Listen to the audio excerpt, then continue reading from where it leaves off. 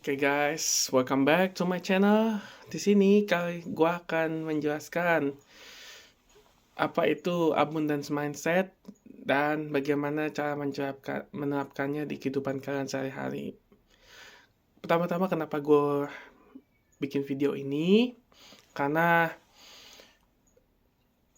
pengalaman gue sendiri.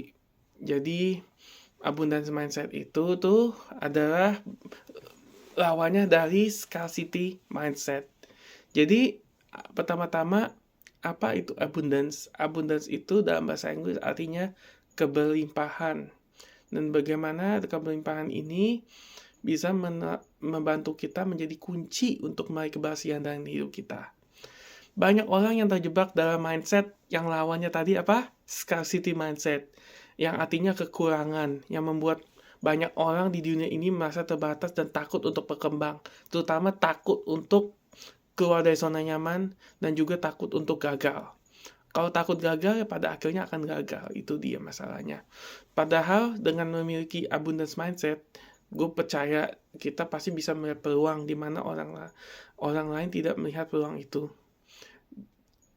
Makanya oleh karena itu gue bikin video ini di mana gue juga akan membagikan pengalaman pribadi gue di mana dengan abundance mindset gue bisa mengubah pola pikir gue yang darinya scarcity menjadi keberlimpahan yang sudah membawa perubahan besar dalam hidup gue.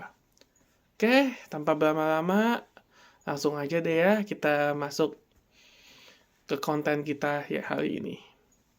Jadi apa itu abundance mindset? Jadi yang tadi udah gue bilang di awal, kalau abundance mindset itu adalah cara pandang di mana lu pada melihat kalau setiap kegagalan itu adalah peluang untuk berkembang. Itu gampangnya deh ya. Jadi kalau kalian misalnya ada kesulitan atau ada masalah dalam hidup, dengan abundance mindset kalian itu bisa melihat kalau ini bukanlah akhir dari segalanya. It's not the end, tapi ini adalah the first of the beginning for you to grow. Jadi dengan kata lain, ini bukanlah ancaman buat kita, tapi ini adalah kesempatan buat kita untuk berkembang menjadi lebih baik. Karena kebanyakan orang dengan scarcity mindset, mereka percaya bahwa sumber daya itu terbatas, uang itu terbatas, dan hanya ada kesempatan yang sedikit untuk mereka. Nah, makanya ini mereka tuh nggak berkembang. Karena mereka tuh selalu percaya bahwa lebih baik gue nggak mencoba deh daripada gue gagal. Gue takut caci maki, gue takut nanti gue dihina orang atau apa. Coba aja dulu, belum dicoba udah takut ya gimana gitu. Makanya di dunia ini gue percaya waktu itu gue juga di scarcity, akhirnya gue dengar podcast yang menginspirasi, ya akhirnya gue coba terapin abundance mindset itu, dan akhirnya gue berani membuat video YouTube sekarang gitu. Dulu gue juga waktu kerja di supermarket dan fast food, gue lihat teman-teman gue, aduh kok mereka enak banget hidupnya, gue kok masih kerja sih, mesti 7 hari seminggu pula, capek lagi, udah jauh dari keluarga, jauh dari teman-teman di negara yang beda juga. Ya dengan abundance mindset itu akhirnya gue mikir, ngapain gue iri kurang kerjaan. Akhirnya gue mikir mending gue fokus aja dulu, nanti gue lihat hasilnya. Ngapain gue compare hidup gue, why should I compare my life with other people? Nah itu sama aja kayak buang-buang energi lu gak sih? Mending lu fokus aja ke tujuan lu. Nah lu fokus tujuan itu, akhirnya pelan atau cepat ya pasti akan tercapai. Percaya sama gue. Gue udah ngalamin. Jadi kalau kenapa abundance mindset itu penting? Karena itu membuka peluang lebih banyak supaya kita lebih terbuka untuk belajar, berbagi, dan bertumbuh. Kita semua, lu pada nggak terjebak lagi dalam masa takut atau cemas tentang masa depan. Karena gue cukup yakin ada banyak kesempatan bagi semua orang. Tinggal tergantung lu bisa ngeliat dan bisa mengeksekusinya atau enggak. Itu aja. Karena dengan mindset ini, lu pada bisa lebih percaya diri dan lebih kreatif. Dan lebih berani mengambil resiko dan langkah besar yang menuju tujuan kita. Yang tadi gue bilang, get out of your comfort zone. Gue ceritain deh ya, pengalaman pribadi gue juga dulu. Lo kira gue mau ke New Zealand, gue nggak takut. Gue takut gagal, malah lebih banyak orang yang bilang, udah ambil aman aja, udah di Indonesia aja, udah nggak usah ke luar negeri, nanti lu susah. Tapi gue orangnya bandel, ya udah gue lakuin aja gitu. Orang bilang nggak usah, ya udah gue tetap pergi. Akhirnya gue emang nggak enak awalnya, emang kayak gue sempat mikir apa benar juga ya yang dikatain orang-orang. Ternyata gue gagal di sini, ternyata gue nggak enak di sini. Ya emang pertama-tama memang nggak enak, tapi lama-lama gue terbiasa sampai sekarang. Akhirnya gue mandiri, gue lebih, ya bukan gue sombong nih, tapi gue lebih mandiri secara finansial. Gue masih bisa bantu di gue kuliah, gue masih bisa ya sedekah lah sama orang, masih bisa. Kalau dulu di Indonesia gue kayak mikir, waduh gue ngepas hari ini nih, gimana ya? Nah, gue kan punya cita-cita gue pengen mengubah nasib gue. Nah, gue merasa kayak di sini nasib gue udah ya udah berubah lah, udah mulai berubah gitu. Pelan tapi pasti udah mulai lebih baik daripada sebelumnya. Ya kalau gue bilang 100% berubah ya belum, tapi step by step lah. Ini udah mulai kayak di jalan yang tepat gitu. Gue udah ada di jalan yang tepat, tapi ya belum 100% gitu. Tapi paling nggak hidup gue lebih baik daripada yang sebelumnya gitu. Nah, waktu itu juga gue pernah tuh move on dari keterpurukan gue. Gue mikir, kok kayak gue tuh masih kurang aja ya. Gue udah kerja ke luar negeri, tapi kok maksudnya penghasilan gue bukannya kayak dibilang orang penghasilan lu bisa se-M sebulan, ratusan juta sebulan. Ternyata belum. Ternyata kalau lu mulai dari minimum wages di sini atau gaji UMR di New Zealand, ternyata ya bukannya ratusan juta, masih untung puluhan juta. Ya masih lebih gede dari Indonesia, tapi emang biaya hidupnya juga gede, dan lu mesti bisa ngatur uang dan mesti pintar untuk juga cari-carilah yang mana yang lagi murah atau yang mana, dan lu mesti pintar nabung. Satu, lu mesti pintar cari uang, dan lu mesti pintar nabung.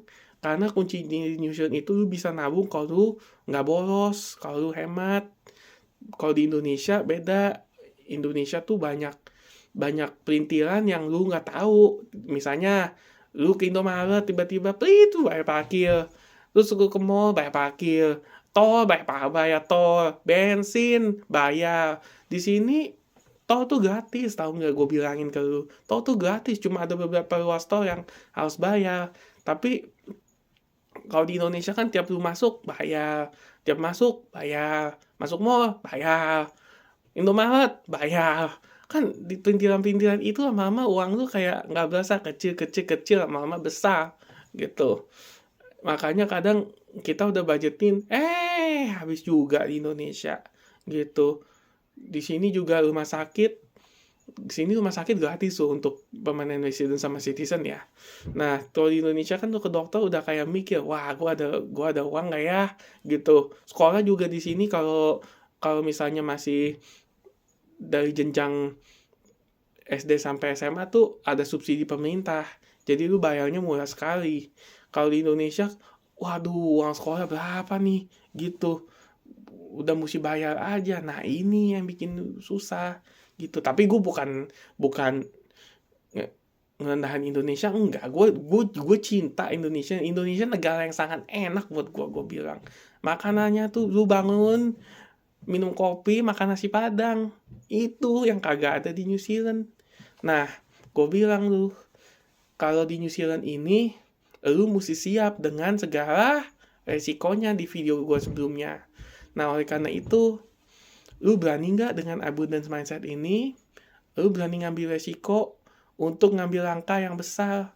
Tapi ingat, berani bukan berarti tergesa-gesa ya. Lu tergesa-gesa malu mampus besok lu. Nah, pikirin matang-matang, lu mau pindah apa enggak, atau lu mau tetap. Lu pikirin resikonya, pakai tabelnya SWOT itu tuh yang gue bilang tadi tuh, strength, weakness, opportunity, and threats. Nah, ada beberapa cara ya waktu gue praktekin abundance mindset ini dalam kehidupan sehari-hari. Cara yang pertama tuh pikir positif. Sering banget tuh gue tuh mau melangkah, aduh, bisa nggak ya? Aduh, orang-orang bakal suka nggak ya? Aduh, jeblok ya nilai gue. Dulu sering itu yang keluar dari otak gue. Kalau semakin gue berpikir itu, malah semakin gue nggak efektif ngerjain sesuatu itu, dan hasilnya nggak bagus juga. Nah, dengan gue ubah mindset gue ubah pikiran jadi pikiran positif. Nah, setelah gue ubah, ternyata hasilnya sesuai yang gue ekspektasi. Ya, ekspektasi ya bukan 100%, paling nggak ya 80% tercapai lah. Nah, itu the power of positive thinking. Nah, kedua, gue bisa collab sama orang lain. Gue lihat kesempatan untuk belajar dari orang lain. Bukannya lu lihat temen lu lebih sukses, wah aduh temen gue lebih sukses, aduh pasti lu pakai jampi, lu pakai pelet lu. Nah, jangan pikir gitu.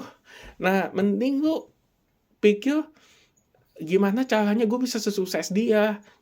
Gimana caranya gue tuh bisa ngambil ilmu dari dia, gue bisa belajar dari dia.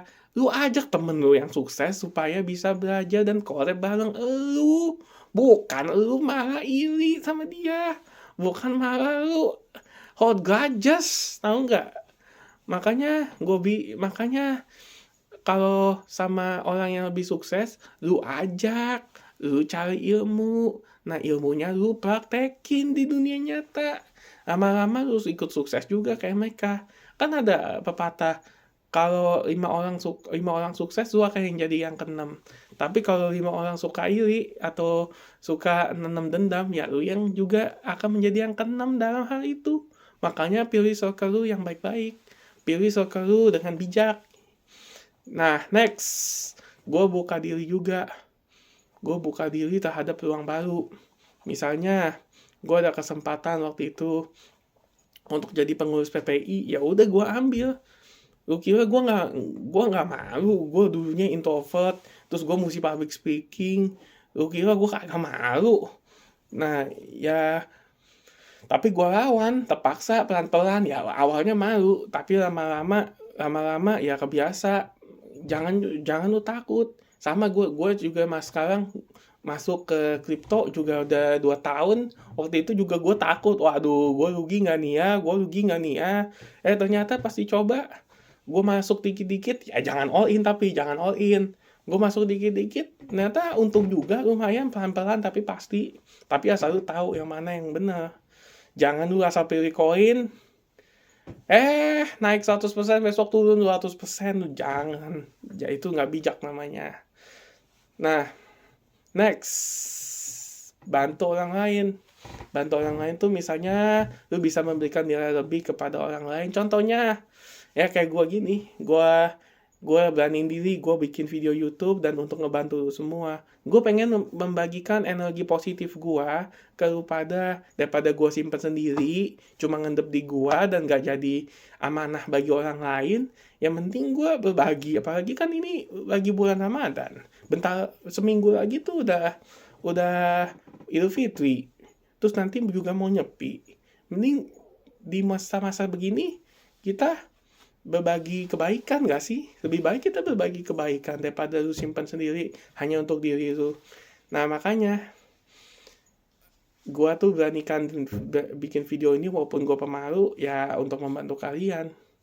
Oke teman-teman, jadi hidup ini adalah pilihan. Hidup ini sebenarnya penuh dengan kesempatan. Itu tergantung dengan mindset kita aja. Lu bisa ngeliat peluang apa enggak, dan lu mau jadi orang positif apa yang negatif. Karena satu lagi, uang akan mengikuti energi kita. Kalau energi kita suka dengan uang akan ikut. Dan ilmu kita punya ilmu yang tinggi akan uang, ya uang itu akan ikut. Kalau ilmu kita di sini, tapi uang kita di sini, ya uang itu akan ikut ke sini.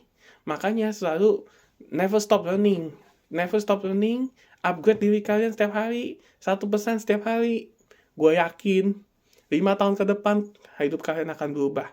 Percaya sama gue. Bagi yang suka video ini, you like, subscribe, dan kasih gue feedback. Kalau kalian mau video gua kasih gua ide konten yang lain, silakan put in the comment. Dan kalau kalian mau gua bikin podcast sama orang Maori New Zealand, tungguin aja, lu kasih di komen dan bilang yes ya. Dan kalau kalian mau gua bikin vlog tentang New Zealand atau gua bikin podcast sama orang-orang di New Zealand ini, karena teman-teman kerja gua rata-rata orang New Zealand, nanti gua bikinin. Kalau kalian mau, bikin yes. Thank you.